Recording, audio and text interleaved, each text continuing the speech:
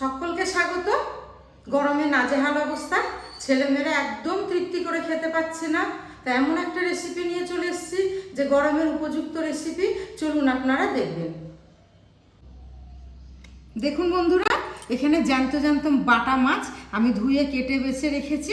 এখন এটাকে নুন হলুদ মাখিয়ে নিচ্ছি। আর এই ভিডিওটা প্রথম থেকে শেষ পর্যন্ত দেখবেন যে আমি এই বাটা মাছগুলো, জ্যান্ত বাটা মাছগুলো কি দিয়ে রান্না করব। তেল গরম হয়ে গেছে, এবার আমি মাছগুলোকে ভেজে নেব। মাছগুলোকে উল্টে নেব।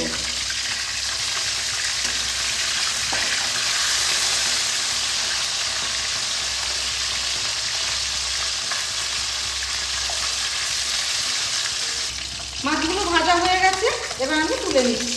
মাছগুলো ঠিক এইভাবেই ভেজে নিতে হবে।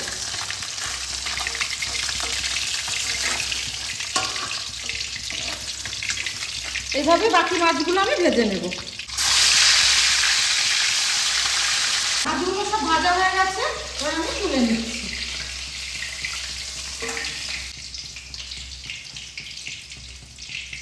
এই দেখুন বন্ধুরা, তেল গরম হয়ে গেছে, এবার আমি একে একে ফোড়নগুলো দিয়ে দেবো। একটা তেজপাতা খুব বড়, তাই এটা হাফ করে রেখেছি, কালো জিরা আর শুকনো লঙ্কা।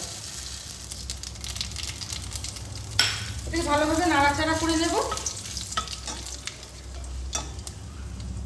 একটা আম কেটে রেখেছি, এই আমটাই তেলের মধ্যে দিয়ে দেবো।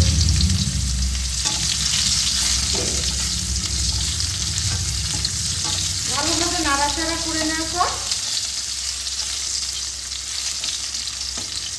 এখানে আদা বেটে রেখেছি, এই আদা বাটাটা এর সঙ্গে অ্যাড করে দেবো।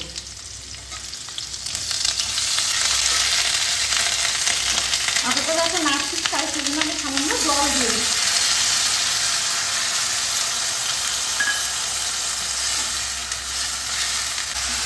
আদা কাঁচা গন্ধটা চলে গেছে, এবার আমি একে একে শুকনো মশলাগুলো এর মধ্যে অ্যাড করে দেবো।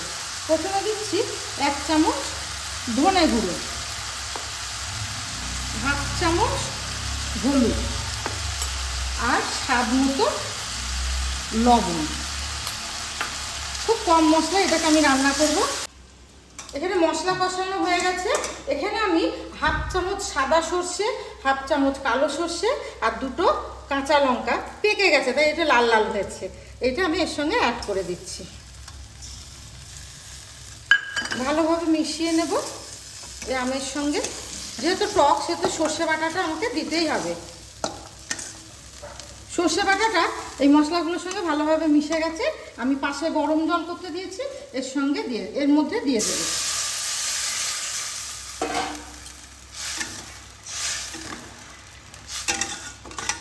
এটা ফুটে গেছে। আমের টকটাকে ব্যালেন্স করার জন্য আমি হাফ চামচ চিনি দিয়ে দিচ্ছি। ভালোভাবে নাড়িয়ে নিয়ে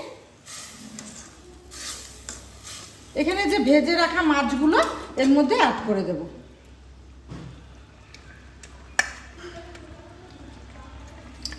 এইভাবে আপনারা বাড়িতে রান্না করে খেয়ে দেখবেন, স্বাদটা অপূর্ব লাগবে। আমাকে কমেন্টে জানাবেন, লাইক করবেন, শেয়ার করবেন এবং ভিডিওটি ভালো লাগলে আমাদের চ্যানেলটিকে সাবস্ক্রাইব করে আমাদের পাশে থাকবেন। এটা গরমের উপযুক্ত দারুণ একটা রেসিপি, খেতে খুব সুস্বাদু হবে, গরম ভাতের সঙ্গে একদম জমে যাবে। এবার ঢাকনা চাপা দিয়ে আমি 5 মিনিট কুক করে নেব।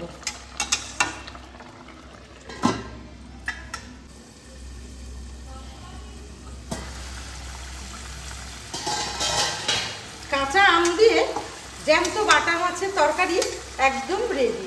এইভাবে গরমের সময় রান্না করলে যতই খেতে ইচ্ছা না করুক, কিন্তু 1 প্লেট ভাত খাওয়া হয়ে যাবে। এইভাবে আপনারা রান্না করে খাবেন।